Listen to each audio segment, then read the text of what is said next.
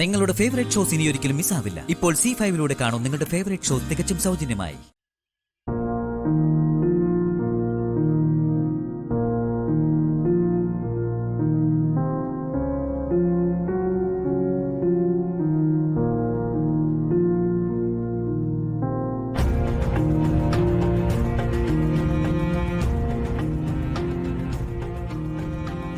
ശാലിനി, നമുക്കെന്നാ വിട്ടാലോ? അമ്മ സിദ്ധനെ കണ്ടിട്ട് ശ്യാമയുടെ ഭാവി വല്ല അറിഞ്ഞിട്ടേ വരുള്ളൂ എന്നാ പറയണേ. അപ്പോഴേക്ക് രോഹിത് ഇങ്ങെത്തിക്കോളും. അപ്പൊ നമുക്ക് പോവാം. ഇതിപ്പോ ഇന്റർവ്യൂവിന് സമയമാവുന്നല്ലേ ഉള്ളൂ. നമുക്ക് സിദ്ധൻ എന്താ പറയുന്നെന്ന് കൂടി കേട്ടിട്ട് പോയപ്പോരെ? ഇത് ഇന്റർവ്യൂവിനെ കുറിച്ച് നേരത്തെ എത്തണ്ടേ? ഇതേ സിവിൽ സർവീസാ, മറക്കണ്ട. സാരല്ലോ വിഷ്ണുട്ടാ, സമയത്ത് എത്തിയാ മതി. ഞാനെല്ലാം പ്രിപ്പയർഡാ. അതെ, തനിക്ക് എന്താ പറ്റി? എന്താ വിഷ്ണുട്ടാ? ഇന്റർവ്യൂവിന് റെഡിയാന്ന് പറഞ്ഞിട്ട് ആത്മവിശ്വാസം ഒന്നും തന്റെ മുഖത്ത് കാണാനില്ലല്ലോ. ആകെ പേടിച്ചു വരേണ്ടതുപോലെ. ഏയ്, എനിക്കൊന്നുമില്ല. എനിക്കൊരു കുഴപ്പമില്ല. വിഷ്ണുവിനെ തോന്നുന്നതാ. അല്ലപ്പോ താൻ എന്താ പറഞ്ഞു വരുന്നേ? ഇറങ്ങണോ അതോ നിൽക്കണോ? നിക്കാം. ശാലിനി, സിദ്ധം പറയുന്ന കാര്യം പിന്നീട് അമ്മയോടോ ശ്യാമയോടോ ചോദിച്ചറിയാലോ. ഇന്റർവ്യൂ മിസ്സായി എന്താ ചെയ്യാ? അങ്ങനൊന്നും ഉണ്ടാവില്ല വിഷ്ണുട്ടാ. പിന്നെ വേറൊരു കാര്യം ഞാൻ പറഞ്ഞേക്കാം. ഇവിടെ കിടന്ന് തിരിഞ്ഞു കളിച്ചിട്ട് പിന്നെ അമ്മയുടെ കണ്ണിലെങ്ങാനും ചെന്ന് പെട്ടാ പിന്നെ വേറെ പ്രശ്നമാവേ. പിന്നെ അമ്മ തന്നെ ഇവിടെ പൊരിച്ചെടുക്കും. പിന്നെ മൂന്നോട്ടായിട്ട് തന്റെ ഇന്റർവ്യൂ വെറുതെ കൊളാക്കണോ?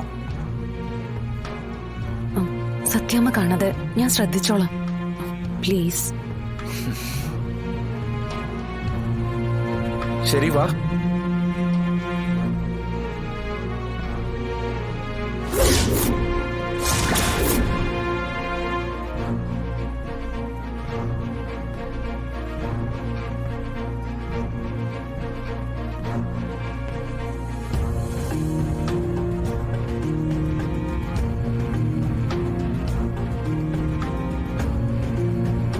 സൂക്ഷിക്കണേ, കല്ല.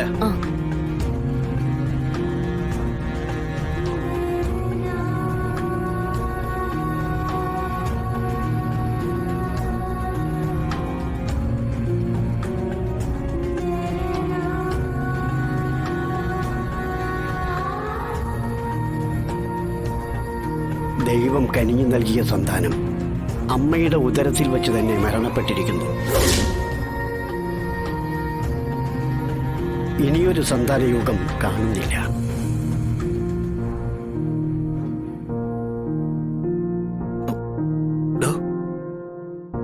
ഇയാൾക്കിതെന്താ പറ്റി? അല്ല വിഷ്ണുട്ടാ, സിദ്ധം പറഞ്ഞത് അത് അവരുടെ കാര്യല്ലേ. തന്റെ മുഖം കണ്ട തോന്നല്ലോ സിദ്ധൻ ശ്യാമയുടെ കാര്യം പറഞ്ഞെന്ന്. വിഷ്ണുട്ടൻ എന്താ അങ്ങനെ പറഞ്ഞേ? അത് ശരി, താനെന്തിനോട് ഇങ്ങനെ പേടിക്കും പരിഭ്രമിക്കുകയൊക്കെ ചെയ്യുന്നേ? ശ്യാമയുടെ കാര്യം ഓർത്തിട്ടാവും. എടോ, അതിന് ഇനി ഒരു ടെൻഷന്റെ ആവശ്യമില്ല. ഭാവി കാലം ഈ സിദ്ധന് കണ്ണാടി പോലെ മുമ്പിൽ കാണാന്നാ പറയണേ. അത് മാത്രല്ല, മുമ്പ് നടന്ന കാര്യങ്ങളും. ഡൗൺലോഡ് ചെയ്യൂ C5 ആപ്പ്. കാണൂ എല്ലാ എപ്പിസോഡുകളും സൗജന്യമായി. നിങ്ങളുടെ ഫേവറേറ്റ് ഷോസ് ഇനി ഒരിക്കലും മിസ്സാവില്ല. ഇപ്പോൾ C5 കാണും നിങ്ങളുടെ ഫേവറേറ്റ് ഷോ തികച്ചും സൗജന്യമായി. ചെറിയ പ്രശ്നം ഉണ്ടായാലും ഇന്നത്തോടെ എല്ലാം തീരുമല്ലോ എന്നും കരുതി. ഇത് ഇത്രയ്ക്ക് വഴക്കാവുന്നു, കുടുംബ വഴക്കിലേക്ക് പോകുന്നു ഞാൻ കരുതിയതല്ല. എന്തൊക്കെയാ ദേഷ്യത്തിൽ അങ്ങോട്ടും ഇങ്ങോട്ടും പറഞ്ഞത്. സന്ദീപ് എല്ലാം ഏറ്റു പറഞ്ഞിട്ടും ഇതിനും ഇങ്ങനൊരു അവസാനമാണല്ലോ ഉണ്ടായത്. ഇത്രയും പ്രശ്നമൊന്നും ഉണ്ടാവില്ലായിരുന്നു. അവന്തിയെടുത്തിയാ ഇത്രയ്ക്കും കൊണ്ടെത്തിച്ചത്. അതിനിപ്പോ ഏട്ടത്തെ കുറ്റം പറയാൻ പറ്റുമോ? രണ്ടാമത്തെ തവണയല്ലേ വിവാഹ ദിവസം തന്നെ അനയ്ക്ക് ഈ അവസ്ഥ ഉണ്ടാവുന്നത്. അതിന്റെ ടെൻഷനിലും വേവിലും പറഞ്ഞതാവും. ഒരു കാര്യം ഉറപ്പാ, ഇപ്പോഴൊന്നും അച്ഛനോട് ഇതേപ്പറ്റി ഒന്നും സംസാരിക്കാൻ പറ്റില്ല. എല്ലാം കണ്ടും കേട്ടും വല്ലാതെ തളർന്നുപോയി പാവം. തെറ്റ് ചെയ്തെന്ന് അച്ഛൻ വിശ്വസിക്കുന്ന സന്ദീപിനെ ആദരയേക്കാളും ദേഷ്യവും പിണക്കുമൊക്കെ ഇതിന് കൂട്ടുനിന്ന തന്നോട് തന്നെയാവും. എന്നോടുള്ള ദേഷ്യത്തെക്കുറിച്ചോ പെരുമാറ്റത്തെക്കുറിച്ചോ ഞാൻ ഓർക്കുന്നതിനേക്കാൾ പിള്ളേരുടെ കാര്യത്തില് ഉടനെ ഒരു പരിഹാരം കാണാൻ പറ്റിയാൽ മതിയായിരുന്നു എന്നാ ഞാൻ ആലോചിക്കുന്നത്. അബദ്ധം പറ്റി. അത് അതേ രീതിയിൽ തന്നെ എല്ലാരും മനസ്സിലാക്കി ഇതിനൊരു അവസാനം കാണണമെന്നാ എന്റെ അഭിപ്രായവും പ്രാർത്ഥനയും. ഒരു കണക്കിന് ഇങ്ങനെയൊക്കെ സംഭവിച്ചത് നന്നായി എന്നേ ഞാൻ പറയൂ.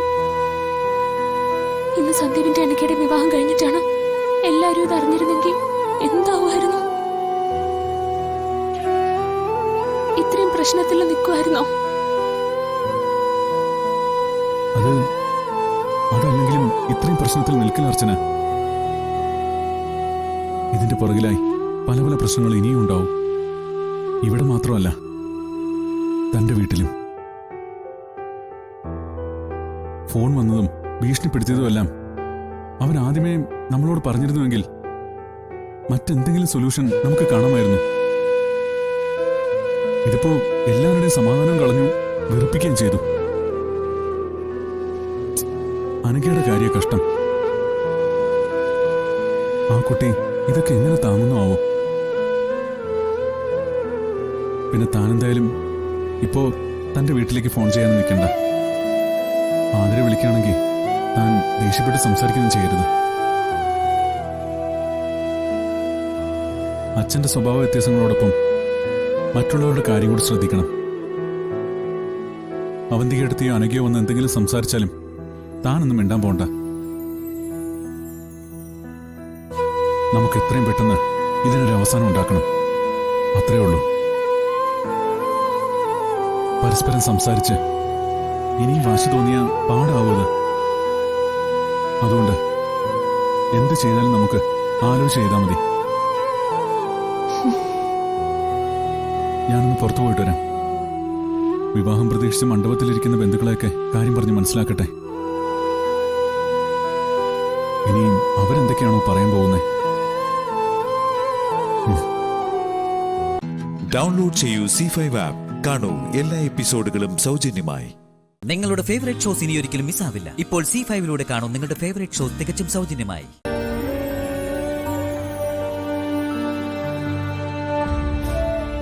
ഗോവിന്ദ വിവരങ്ങളൊക്കെ പറഞ്ഞു. ലച്ചു എന്തിനാ അയാളെ തടയാൻ പോയത്? വാതിൽ കുത്തി തുറന്ന് അയാൾ അകത്ത് കയറുന്നത് വരെ ഞാൻ നോക്കി നിൽക്കണോ? ഒച്ച ഉണ്ടാക്കല്ലേ ആ സമയം ചെയ്യേണ്ടത്? നല്ലയാളാ. അയാൾ എന്നെ കൊല്ലട്ടെ എന്നാണോ? അക്രമിയോട് രക്ഷപ്പെട്ടില്ലേ? ഞാൻ അതാ ഉദ്ദേശിച്ചത്. എനിക്കിനി മംഗലശ്ശേരിയിൽ തുടർന്ന് പോകാനാവില്ല. നിങ്ങളെങ്കിലും അതൊന്നും മനസ്സിലാക്കണം. നീ എവിടെ പോയാലും സ്വാതി നിന്റെ പിന്നാലെ വരുമെന്ന് എന്നെക്കാളും നന്നായിട്ട് അറിയാവുന്നവളല്ലേ നീ? നിങ്ങൾ ചേച്ചിയുടെ വാക്കും കേട്ട് എന്റെ പിന്നാലെ വരാതിരുന്നാൽ മാത്രം മതി. കുറച്ചു നാളത്തെ അന്വേഷണം കഴിഞ്ഞ് ചേച്ചി അതങ്ങ് നിർത്തിക്കോളും. ഞാനിത് പറയുന്നത് ഒരിക്കൽ സുരഭി സിസ്റ്റർ ഏർപ്പാടാക്കി തന്ന ജോലിക്ക് വേണ്ടി ഞാൻ മൂന്നാറിൽ പോയ കാര്യം ഓർത്തിട്ടാ.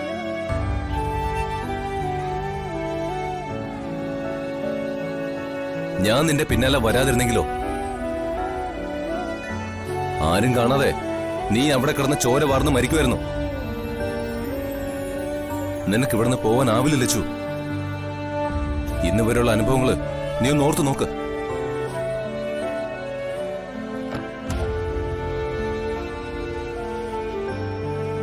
നിന്റെ കഴുത്തിൽ ഞാൻ താലി കെട്ടിയെന്നേ ഉള്ളൂ. അതിന്റെ പേരിൽ നീ വേദനിച്ചതൊക്കെ എനിക്കും എന്റെ കുടുംബത്തിനു വേണ്ടി മാത്രമാ. അതുമാത്രോ, നീ പോയപ്പോഴൊക്കെ മംഗലശ്ശേരിയിൽ സംഭവിച്ചതൊന്നും ശുഭകരമായ കാര്യങ്ങളല്ല. എന്തെല്ലാം തിരിച്ചടികളുണ്ടായി. 2 തവണയാ രോഗം മൂർച്ഛിച്ച് അമ്മ ഐസിയുലായത്. ഓഫീസിൽ ഞാനും പ്രതീക്ഷിക്കാത്ത കുറെ പ്രതിസന്ധികളിൽ പെട്ടു. അതിലൊക്കെ നിങ്ങൾക്കും വിശ്വാസം വന്നു തുടങ്ങിയോ? എങ്ങനെ വിശ്വസിക്കാതിരിക്കും? അനുഭവങ്ങൾ പറയുന്നതല്ലേ. ഇന്നലത്തെ കാര്യം തന്നെ എടുക്കാം. ആ സമയം അയാളെ നീ കണ്ടില്ലായിരുന്നെങ്കിലോ ഇന്ന് ഞാനോ സ്വാതിയോ ജീവനോട് ഉണ്ടാവുമായിരുന്നോ? നിങ്ങളെപ്പോലൊരാൾ ഇങ്ങനെയൊക്കെ പറയുന്നത് കഷ്ടമാണ്. ചേച്ചിയുടെ കഴുത്തിൽ നിങ്ങൾ താലി കെട്ടിയതോടെ എന്റെ കഴുത്തിൽ കെട്ടിയ താലിയുടെ പ്രസക്തി നഷ്ടപ്പെട്ടു. ചേച്ചി നിങ്ങളുടെ ഭാര്യ. ചേച്ചിയെ പോലെ ഓരോന്ന് പറഞ്ഞ് ദയവ് ചെയ്ത് നിങ്ങൾ എന്നെ പിടിച്ചു നിർത്തരുത്. എന്റെ കണ്ണത്ത ദൂരത്തേക്ക് നീ പോകുന്നതിനോട് എനിക്ക് യോജിപ്പില്ല. ഞാനും സ്വാതിയോ അമ്മയൊക്കെ ആഗ്രഹിക്കുന്നത് നിനക്കൊരു കുടുംബജീവിതമാണ്. ഞങ്ങളിൽ നിന്ന് അകന്നു പോവാതെ നീ സന്തോഷത്തോടെ ജീവിക്കുന്നത് ഞങ്ങൾക്ക് കാണണം. ഞാനും സ്വാതി സന്തോഷത്തോടെ ജീവിക്കുമ്പോ ആരോരില്ലാത്തവളായി പേരറിയാത്ത ഏതൊരു നാട്ടില് നീ ഒറ്റപ്പെട്ട് ജീവിക്കുന്നത് ഞങ്ങൾക്ക് സഹിക്കാൻ കഴിയില്ല. എന്ത് സന്തോഷം നീ പോയാ ഞങ്ങൾക്കുണ്ടാവുക. തൽക്കാലം മംഗലശ്ശേരിന്ന് പോകുന്ന കാര്യം നീ മറന്നേക്ക്. ഞാൻ അറിയാതെ നീ പോയാ ഈ ലോകത്തിന്റെ ഏത് കോണിലുണ്ടെങ്കിലും ഞാൻ നിന്നെ കണ്ടുപിടിച്ചിരിക്കും. എന്തായാലും ഇത്രയൊക്കെയായി. ഇനി എനിക്കൊന്നും നോക്കാനില്ല. ഞാൻ ലച്ചുവിന്റെ സഞ്ജുവിന്റെ സത്യങ്ങളെല്ലാം എല്ലാവരും വിളിച്ചു പറയാൻ പോവാ. ലച്ചുവിന്റെ കഴുത്തിൽ താലി കെട്ടിയത് സഞ്ജു ആണെന്ന് എല്ലാവരും അറിയട്ടെ. ആ, അത് നല്ല കാര്യം, സമ്മതിച്ചു. പക്ഷേ അക്കാര്യം എങ്ങനെയാ കവിത മറ്റുള്ളവരെ അറിയിക്കാൻ പോകുന്നത്? ഡൗൺലോഡ് ചെയ്യൂ C5 ആപ്പ്. കാണൂ എല്ലാ എപ്പിസോഡുകളും സൗജന്യമായി. നിങ്ങളുടെ ഫേവറേറ്റ് ഷോസ് ഇനി ഒരിക്കലും മിസ്സാവില്ല. ഇപ്പോൾ C5ലൂടെ കാണും നിങ്ങളുടെ ഫേവറേറ്റ് ഷോ തികച്ചും സൗജന്യമായി. അയ്യോ, ഇതെങ്ങനെ? അയ്യോ, ഇതെന്തൊക്കെയാ ഇത്? ഇവരെവിടെയാ? ഈശ്വര,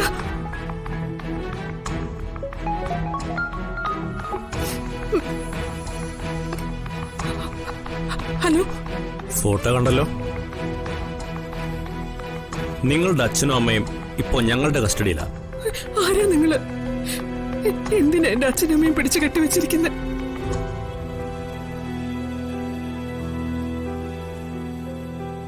ഇങ്ങോട്ട് ചോദ്യങ്ങൾ വേണ്ടെന്ന് പറഞ്ഞല്ലോ. ദയവ് ചെയ്ത് എന്റെ അച്ഛനും അമ്മയും എവിടെയാണെന്ന് പറയും. അവരെ ഉപദ്രവിക്കരുത്. എന്തിനാ അവരെങ്ങനെ ദ്രോഹിക്കുന്നത്? ആരാ നിങ്ങള്? എത്രയും വേഗം അവരെ വിട്ടയക്കണം. വിട്ടയക്കാം, പക്ഷേ ഒരു കണ്ടീഷൻ. എന്ത് കണ്ടീഷൻ? എന്താ നിങ്ങൾക്ക് വേണ്ടത്? പണമാണോ? എത്ര വേണ്ടത് പറ. നിങ്ങള് എത്ര വേണ്ടേ? ഞാൻ ആ പണം തരാം. എന്റെ അച്ഛനും അമ്മയും വിട്ടു തരണം. ഞാൻ പറഞ്ഞല്ലോ, രണ്ടാളെയും വിട്ടുതരും. പക്ഷേ ഇപ്പൊ ഈ നിമിഷം നിങ്ങൾ ഇവിടെ വരണം. ഞാനോ? അതെ, മംഗലശ്ശേരിയിൽ ശ്രീദേവി ഇവിടെ എത്തണം. എന്തിന്? നിങ്ങളുടെ അച്ഛന്റെ അമ്മയുടെ ജീവൻ വേണമെങ്കിൽ മതി. ദയവ് ചെയ്ത് അവരെ ഒന്നും ചെയ്യരുത്. എങ്കിൽ ഇപ്പോ ഈ നിമിഷം നിങ്ങൾ ഇവിടെ എത്തണം. മറ്റാരോടും ഈ കാര്യം പറയരുത്. പറഞ്ഞാൽ നിങ്ങളുടെ അച്ഛനും അമ്മയും ജീവനോടെ കാണില്ല. അയ്യോ, വരാം, ഞാൻ വരാം. അവരെ ഉപദ്രവിക്കരുത്. എവിടെയാണെന്ന് വെച്ചാൽ ഞാൻ വരാം. അതിബുദ്ധി കാട്ടി പോലീസിനെയോ മറ്റാരെയെങ്കിലുമോ വിവരം അറിയിക്കാൻ ശ്രമിച്ചാൽ അറിയാലോ, ഇവർ രണ്ടാളിന്റെയും ജഡം നാളെ കായലിൽ പൊങ്ങും. അയ്യോ, വേണ്ട. പുറത്തൊരു കാറിപ്പോ എത്തും. നേരെ വീടിന് പുറത്തേക്ക് വരിക. കാറ് വരുന്ന സമയം നേരെ ചെന്ന് അതിൽ കയറുക. ആരുമായും ഒരു ഡിസ്കഷനും വേണ്ട. മനസ്സിലായല്ലോ? മനസ്സിലായി. എന്നാ നല്ല കുട്ടിയായി പുറത്തേക്ക് വന്നേ. പക്ഷെ ഇതൊക്കെ എന്തിനാ?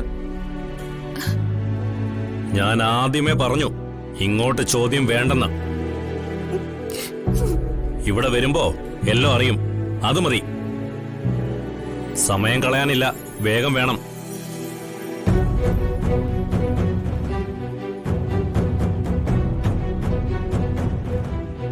അമ്മേ,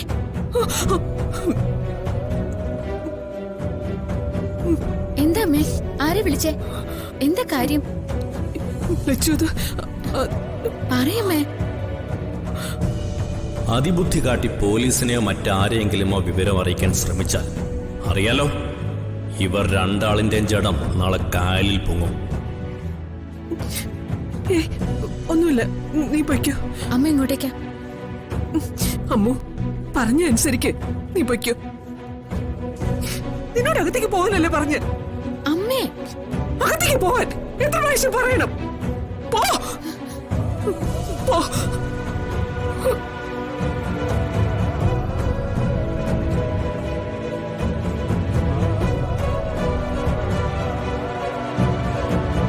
ഡൗൺലോഡ് ചെയ്യൂ C5 ആപ്പ്. കാണൂ എല്ലാ എപ്പിസോഡുകളും സൗജന്യമായി. നിങ്ങളുടെ ഫേവറേറ്റ് ഷോസ് ഇനി ഒരിക്കലും മിസ്സാവില്ല. ഇപ്പോൾ C5 കാണും നിങ്ങളുടെ ഫേവറേറ്റ് ഷോ തികച്ചും സൗജന്യമായി. ഇതെല്ലാം സെറ്റിൽ ചെയ്ത് കണക്കാ. എല്ലാം ഒന്നുകൂടി ഒന്ന് ക്രോസ് ചെക്ക് ചെയ്യണം. ശരി മാഡം.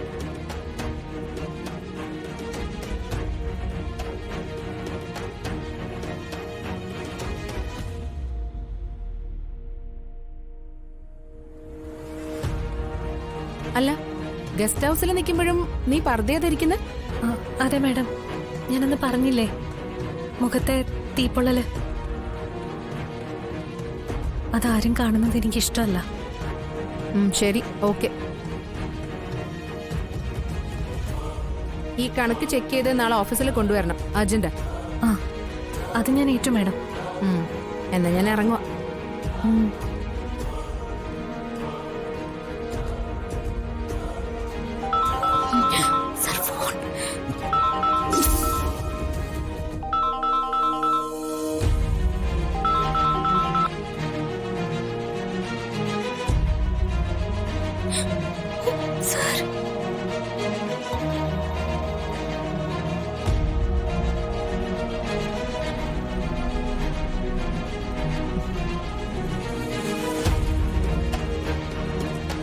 അകത്താരാ? ഇല്ല, ആരുമില്ല മാഡം. അപ്പൊ ഫോൺ റിങ് ചെയ്തതോ? അതെന്റെ ഫോണാ മാഡം. അതെ മാഡം. നിന്റെ ഫോൺ എന്താ റിങ് ചെയ്യാൻ തുടങ്ങുന്നതിന് മുമ്പ് റിങ് നിൽക്കൂ? അതെങ്ങനെയോ കട്ടായതാ. അല്ല, കട്ടാക്കിയതാ.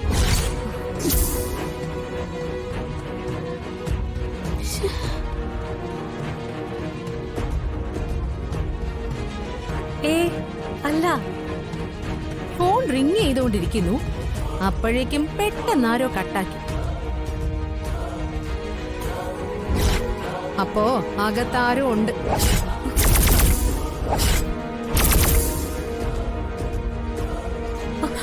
മാഡം, മാഡം ആരുമില്ല. മാറി നിൽക്ക്.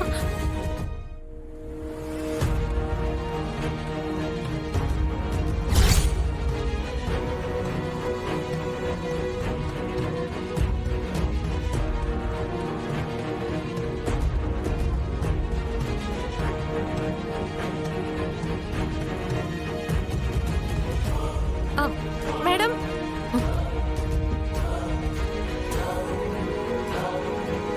ആ ഫോൺ ഈ ഫോണാ മാഡം.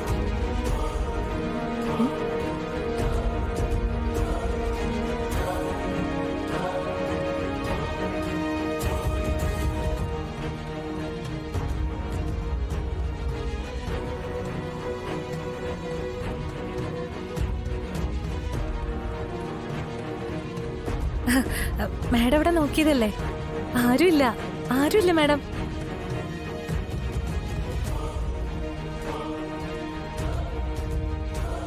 നീ പറഞ്ഞതൊന്നും ഞാൻ അത്രയ്ക്കങ്ങ് വിശ്വസിച്ചൊന്നും കരുതണ്ട. കേട്ടല്ലോ?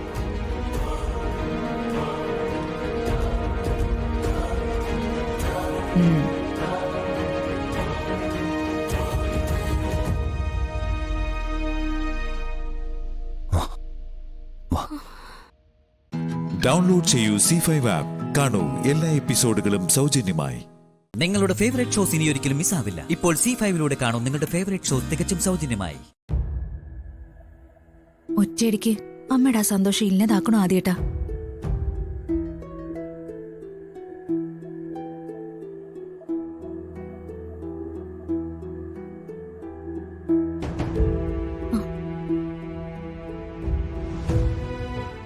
ശ്രീകുട്ടിയുടെ കാര്യം അങ്ങനെയാണല്ലോ. സ്വന്തം അച്ഛമ്മയുടെ വാത്സല്യം, അതിനുള്ള അവകാശം ആ കുഞ്ഞിനില്ലേ?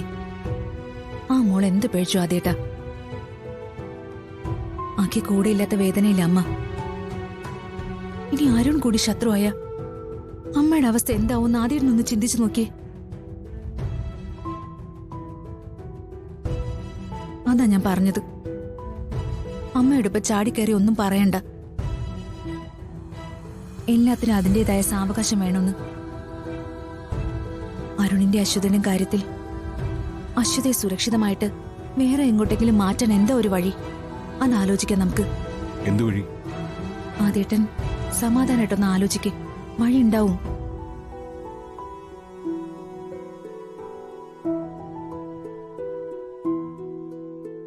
ഇങ്ങനെ മുമ്പോട്ട് പോയാൽ നമ്മുടെ കമ്പനിയുടെ അവസ്ഥ എന്താവുന്ന കാര്യത്തിൽ ഭയമുണ്ട്.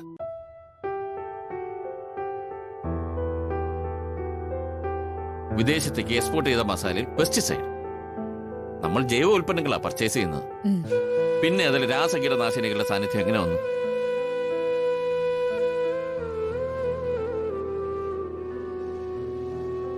ഐശ്വര്യയുടെ കെയർ ഓഫിലാണ് ഈ ഇടപാടെല്ലാം നടന്നത്. ഇപ്പൊ ഇക്കാര്യം ചോദിച്ചിട്ട് ഐശ്വര്യക്ക് മിണ്ടാട്ടമില്ല. കോടികളുടെ നഷ്ടമായി ഇപ്പൊ കമ്പനിക്ക് ഉണ്ടായിരിക്കുന്നത്. ഐശ്വര്യ ആ സീറ്റിൽ ശരിയാവില്ല എന്ന് ഞാൻ പലതവണ അച്ഛനോട് പറഞ്ഞതാ. വെറുതെ എന്നും ഒരു കാര്യം തന്നെ പോസ്റ്റ്മോർട്ടം നടത്തിയിട്ട് കാര്യമില്ല. ഇതിന് ശാശ്വതമായ ഒരു പരിഹാരം, അതാ ഇപ്പൊ കാണേണ്ടത്. ശാശ്വതമായ പരിഹാരം അഖിയ കമ്പനിയുടെ ചുമതല ഏറ്റെടുത്താൽ ഉറപ്പായും കമ്പനി പ്രോഫിറ്റബിൾ ആവും. അഖിയെ കമ്പനി ചുമതല ഏൽപ്പിക്കുന്നത് ആർക്കും താല്പര്യമില്ലഞ്ഞിട്ടാണോ? അത് ഏറ്റെടുക്കാൻ അഖി തയ്യാറല്ലല്ലോ.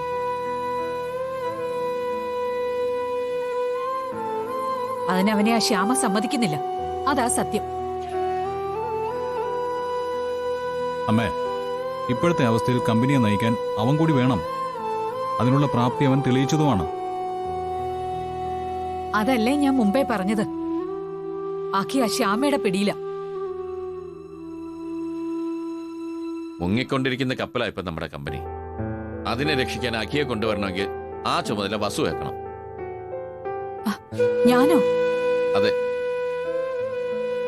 വസു ആത്മാർത്ഥമായിട്ട് വിളിച്ച് അഖി വരും. കമ്പനി ചുമതലയേക്കുകയും ചെയ്യും. അമ്മേ, അത് ശരിയാ. അമ്മ സ്നേഹത്തോടെ വിളിച്ചാ അവൻ ഒരിക്കലും ഒഴിഞ്ഞു മാറാൻ സാധിക്കില്ല. അല്ല, ഞാൻ ഇനി കൂടുതലൊന്നും പറയണ്ട. നമുക്കിപ്പോ പ്രധാനം കമ്പനിയുടെ കാര്യമാണ്. വസുവും ഞാനും കൂടെ പോകുന്നു, അഖിയെ വിളിക്കുന്നു. എന്താ അത് തീരുമാനമായി അല്ലേ വസു? ഞാൻ വിളിച്ച അഖി വരുവോ? താൻ അഖിയുടെ അമ്മയാണ്. വസുവിന് അഖിക്ക് അത്രയ്ക്ക് ഇഷ്ടമാണ്. സ്നേഹത്തോടെ അമ്മ വിളിച്ചാൽ അഖിക്ക് ഒഴിഞ്ഞു മാറാൻ പറ്റില്ല.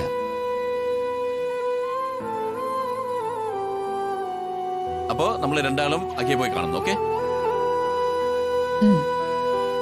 ഡൗൺലോഡ് ചെയ്യൂ C5 ആപ്പ്. കാണൂ എല്ലാ എപ്പിസോഡുകളും സൗജന്യമായി. നിങ്ങളുടെ ഫേവറേറ്റ് ഷോസ് ഇനി ഒരിക്കലും മിസ്സാവില്ല. ഇപ്പോൾ C5 കാണൂ നിങ്ങളുടെ ഫേവറേറ്റ് ഷോ തികച്ചും സൗജന്യമായി.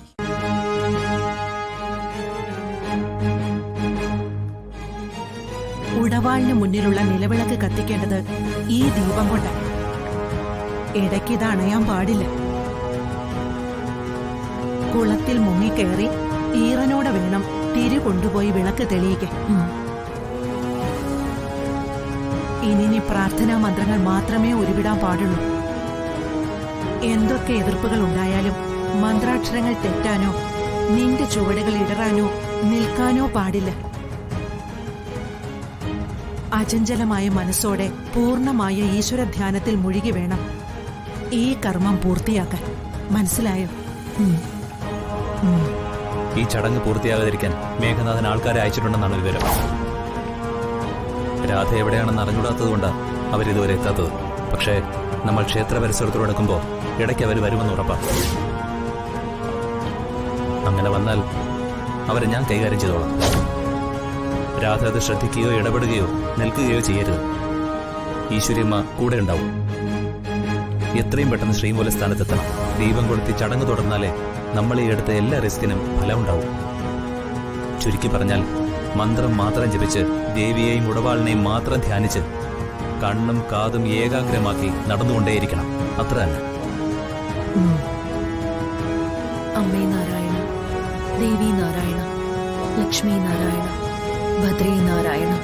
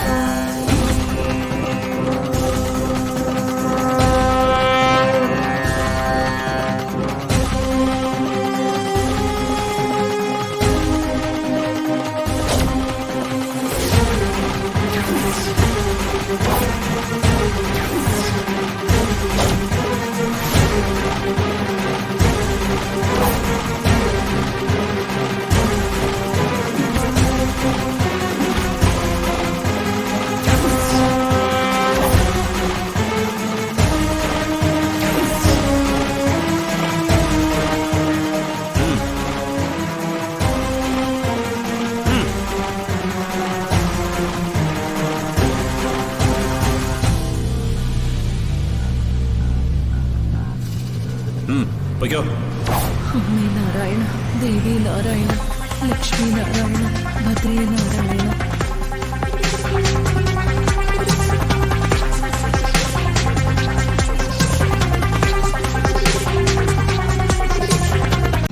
ഡൗൺലോഡ് ചെയ്യൂ C5 ആപ്പ്. കാണൂ എല്ലാ എപ്പിസോഡുകളും സൗജന്യമായി. നിങ്ങളുടെ ഫേവറേറ്റ് ഷോസ് ഇനി ഒരിക്കലും മിസ്സാവില്ല. ഇപ്പോൾ C5 കാണൂ നിങ്ങളുടെ ഫേവറേറ്റ് ഷോ തികച്ചും സൗജന്യമായി.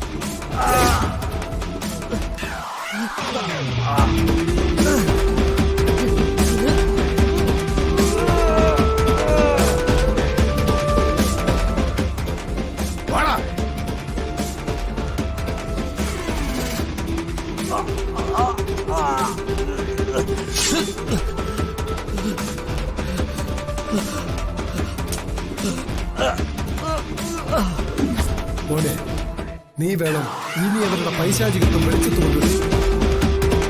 കോട്ടയ്ക്ക് എന്റെ പാരമ്പര്യം വെച്ച് നോക്കിയാൽ മേഘനാഥൻ സ്വന്തം ജയത്തിന് വേണ്ടി എന്ത് ചെയ്യും?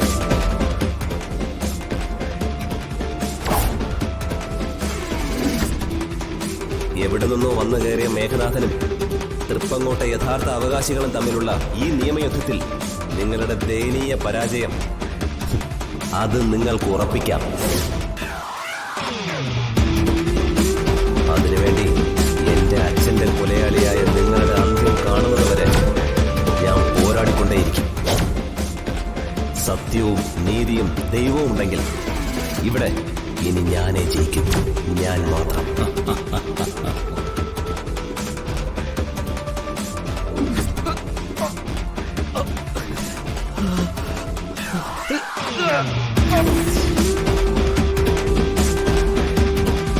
ഡൗൺലോഡ് ചെയ്യൂ C5 ആപ്പ്. കാണൂ എല്ലാ എപ്പിസോഡുകളും സൗജന്യമായി.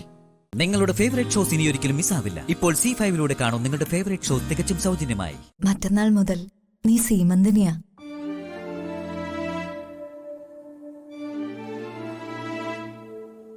ഞാൻ തൽക്കാലം സീമന്തിനൊന്നും ആവുന്നില്ല. ആ സത്യം എന്റെ അമ്മയ്ക്ക് അറിയില്ലല്ലോ. പാവം, എന്റെ അമ്മയോട് കള്ളത്തിലൊന്നും പറയാൻ തോന്നുന്നില്ല. ഉള്ള സത്യങ്ങള് അമ്മയോട് വെട്ടിത്തുറന്ന് പറഞ്ഞാലോ? കല്യാണം കഴിഞ്ഞാൽ നിന്റെ ജീവിതത്തിലെ ഏറ്റവും പ്രധാനപ്പെട്ട ആൾ നിന്റെ ഭർത്താവാണ്. ഒരു മനസ്സും രണ്ട് ശരീരവുമായ പിന്നീട് നിങ്ങൾ ജീവിക്കേണ്ടത്. സ്നേഹിച്ച് ജീവിക്കുക. സ്നേഹം കൊണ്ട് കീഴടക്കാൻ പറ്റാത്തതായിട്ടൊന്നുമില്ല. പരാജയപ്പെട്ടു പോയ ഒരു ജീവിതത്തിലെ നായികയാണ് ഞാൻ. അത് എന്നെ താലി കെട്ടിയവന്റെയോ എന്റെയോ കുറ്റം കൊണ്ടാണെന്ന് ഞാൻ കരുതുന്നില്ല. ഞാൻ പ്രസവിക്കില്ലെന്ന് ഒരു ഡോക്ടർമാരും തീർത്ത് പറഞ്ഞിട്ടുമില്ല.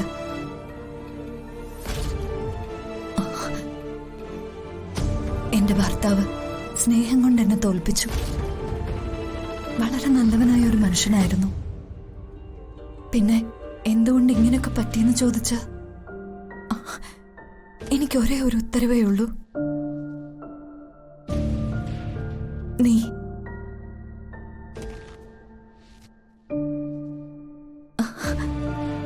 എന്റെ മീനാക്ഷിയെ എനിക്ക് മകളായി തരണമെന്ന് ദൈവത്തിന്റെ തിരക്കഥയില് എന്നെ എഴുതിയതാ അമ്മേ. മനുഷ്യരെഴുതിയ കഥകൾ അവർ തന്നെ തിരുത്തും പോലെ ദൈവം തന്റെ മക്കളായ മനുഷ്യരുടെ കഥ തിരുത്തുവോ? അതുകൊണ്ട് പരസ്പരം സ്നേഹിച്ച് ജീവിക്കുക. രണ്ട് സ്വഭാവക്കാരായതുകൊണ്ട് ഇണക്കവും പിണക്കവും ഒക്കെ ഉണ്ടാവും. പക്ഷെ എന്ത് പിണക്കം ഉണ്ടായാലും ആരെങ്കിലും ഒരാളെ ക്ഷമിക്കാൻ തയ്യാറാവണം. വൈശാഖ് ക്ഷമിച്ചില്ലെങ്കിൽ നീ അങ്ങ് ക്ഷമിച്ചേക്കണം. നാളെ മഞ്ഞൾ കല്യാണോ? ഇന്ന് ഞാൻ സത്യം അമ്മയോട് പറഞ്ഞ വേണ്ട, അവനവന്റെ കാമുകിയുമായിട്ട് മുങ്ങുമല്ലോ, അതോടെ പ്രശ്നവും തീരും. അത് മതി. ജീവിതാന്ത്യം വരെ കൂടെ ഉണ്ടാവുന്നത് ഭാര്യയ്ക്ക് ഭർത്താവും ഭർത്താവിന് ഭാര്യയോ. ഇടയ്ക്കുള്ള ജീവിതത്തിലേക്ക് വിരുന്ന് വരുന്നവരാ മക്കൾ. ഇപ്പൊ മീനാക്ഷി ഞങ്ങളെ വിട്ട് ഭർത്താവിനൊപ്പം ചേരുന്ന പോലെ അവരും പോവും. എന്നുവെച്ച് മക്കളെ വെറുക്കണമെന്നോ മറക്കണമെന്നോ അല്ല അതിനർത്ഥം. നിന്റെ ജീവിതത്തിലെ നിന്റെ കാണപ്പെട്ട ദൈവം നിന്റെ ഭർത്താവ് തന്നെയാ.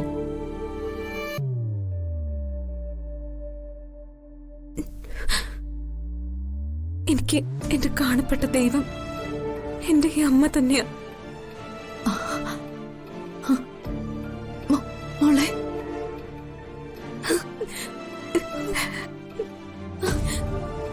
എനിക്കിപ്പോഴും ഒരു സങ്കടമേ ഉള്ളൂ അമ്മ. അമ്മയോടിങ്ങനെ നുണ പറയേണ്ടി വരുന്നതിന്. സഹായിക്കാമെന്ന് ഏറ്റുപോയി വാക്ക് തിരുത്തുന്നത് വലിയ തെറ്റാണെന്ന് തോന്നി. അതുകൊണ്ട് അമ്മ ക്ഷമിക്കുക.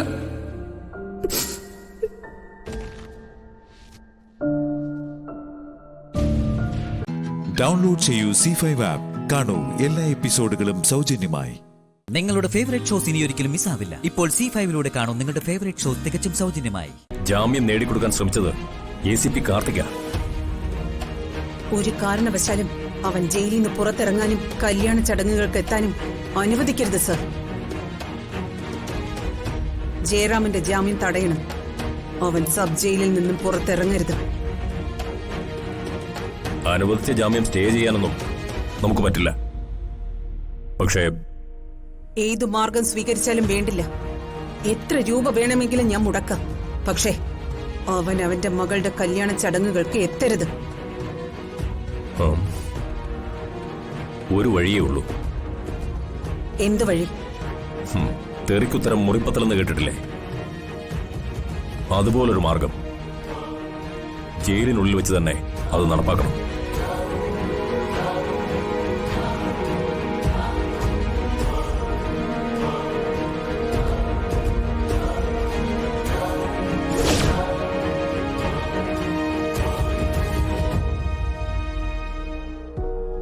ഇവിടെയൊക്കെ ഇനി ഒളിച്ചു നിൽക്കുന്നത് വലിയ ആപത്താ.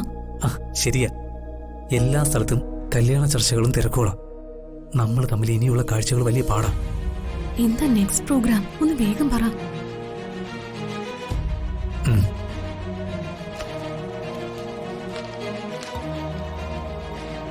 അതെ, ഇതൊരു പർദ്ദയാണ്, ഒരു കരുതൽ. ഇവിടെ നിന്ന് മുങ്ങാൻ ചിലപ്പോൾ നിനക്കത് വേണ്ടി വരും. എങ്ങനെയാ നമ്മുടെ പരിപാടി? നാളെ ഹൽദി ചടങ്ങിന് മുമ്പ് മുത്തശ്ശി ആ പണം അച്ഛനും അമ്മയ്ക്കും കൈമാറും. നിന്റെ അച്ഛനും അമ്മയും തീവെട്ടിക്കൊള്ളക്കാരാ. അവരോട് ആ പണം വാങ്ങിക്കാൻ നീ കുറച്ച് പാടുപെടും. അതൊന്നുമില്ല, അവരെ വിറ്റ പണം എന്റേലുണ്ട്. നീ ബാക്കിയും കൂടെ കേക്ക്. ആ പണം കയ്യിലോട്ട് കിട്ടിയ ആ നിമിഷം നമുക്ക് ഇവിടുന്ന് ചാടാം. പിന്നെ സൈലന്റ് മോഡില് എപ്പോഴും നിന്റെ കയ്യിൽ മൊബൈൽ ഉണ്ടാവണം. എന്തേലുണ്ടാവും, എന്തേലുണ്ടായാ മതി. എടീ, മൊബൈൽ ഫോൺ എന്റെ ഹൃദയമല്ലേ. ഹൃദയമില്ലാതെ എനിക്ക് ജീവിക്കാൻ പറ്റുമോ?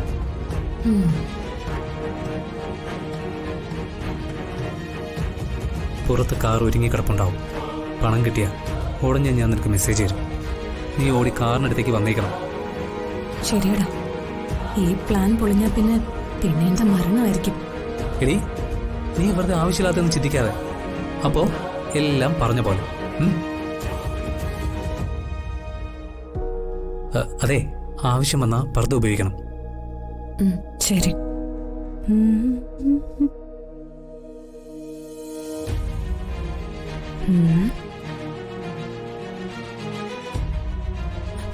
ആരാത്?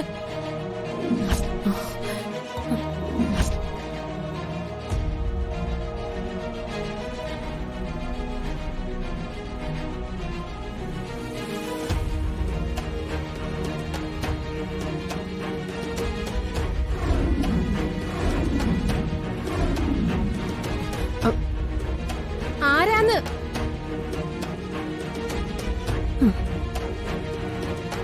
ഈശ്വര, ഇനി പ്രേതമാണോ?